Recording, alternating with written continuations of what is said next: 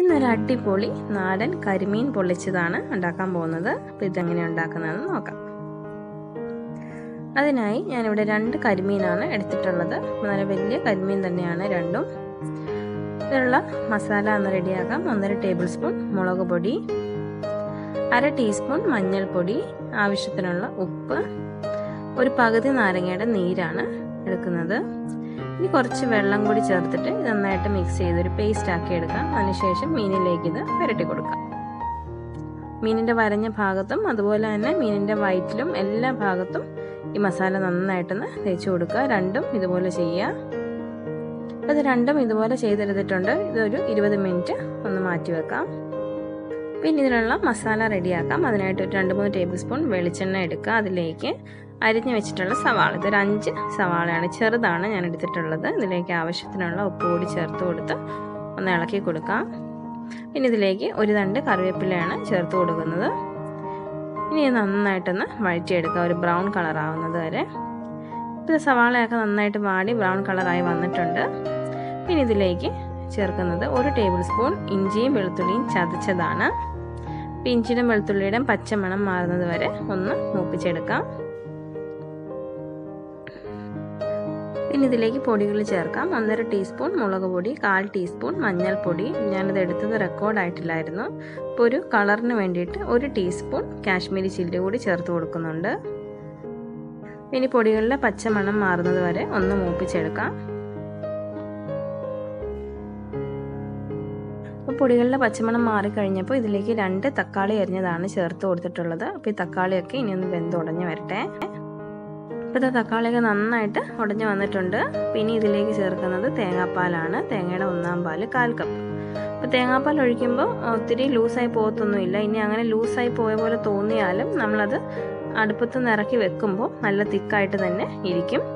ഉപ്പ് കുറവായതുകൊണ്ട് കുറച്ച് ഉപ്പ് കൂടി ചേർത്ത് കൊടുത്തിട്ട് നന്നായിട്ടൊന്ന് മിക്സ് ചെയ്ത് കൊടുക്കാം. അപ്പം മസാല ഇവിടെ റെഡി ആയിട്ടുണ്ട്. ഇനി ഫ്ലെയിം ഓഫ് ചെയ്യാം. ഇനി മീൻ ഒന്ന് ഫ്രൈ ചെയ്തെടുക്കണം. അപ്പം അതിനായിട്ട് പാൻ വെച്ചിട്ടുണ്ട്. ഇതിലേക്ക് ഒരു 4 ടേബിൾ സ്പൂണോളം വെളിച്ചെണ്ണയാണ് ഒഴിച്ചു കൊടുക്കുന്നത്. എണ്ണ ഒന്ന് ചൂടായി വരുമ്പോൾ അതിലേക്ക് മീൻ ഇട്ട് കൊടുക്കാം. മീൻ നല്ല അതിൻ്റെ ഫ്ലഷൊക്കെ നല്ല സോഫ്റ്റ് ആയിട്ടിരിക്കണം. ആ ഒരു രീതിക്ക് വേണം ഫ്രൈ ചെയ്തെടുക്കാനായിട്ട്. ഒരുപാട് അങ്ങ് മൂപ്പിച്ച് ഒന്നും എടുക്കരുത്. ഇപ്പോൾ ഇതാ ഒരു സൈഡ് ഒന്ന് മൂത്ത് വന്നിട്ടുണ്ട്. ഇനി ഒന്ന് തിരിച്ചിട്ട് കൊടുക്കാം.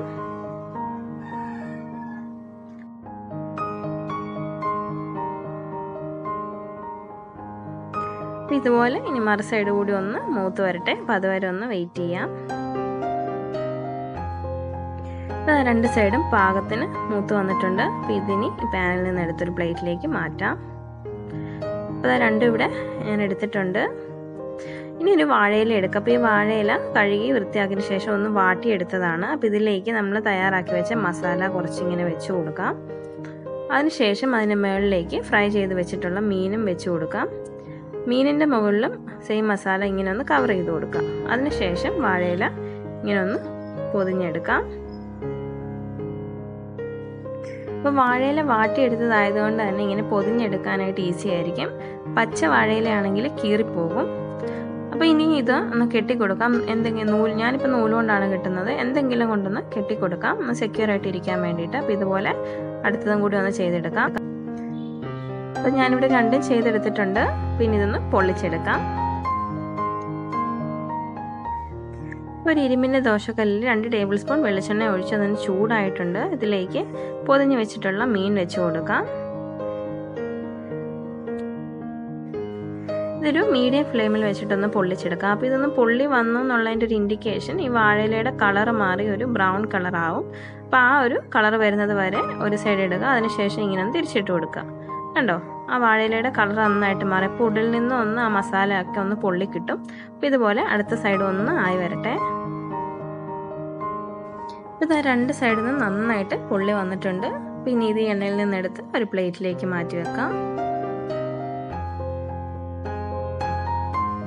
ഇന്നത്തെ നല്ല അടിപൊളി ടേസ്റ്റി ആയിട്ടുള്ള കരിമീൻ പൊള്ളിച്ചത് ഇവിടെ റെഡി ആയിട്ടുണ്ട്. കണ്ടോ, നല്ല മസാല ഒക്കെ പൊതിഞ്ഞ് നന്നായിട്ട് അത് വന്നിട്ടുണ്ട്. ഫ്ലഷൊക്കെ നല്ല സോഫ്റ്റ് ആയിട്ടാണ് കിട്ടിയിട്ടുള്ളത്.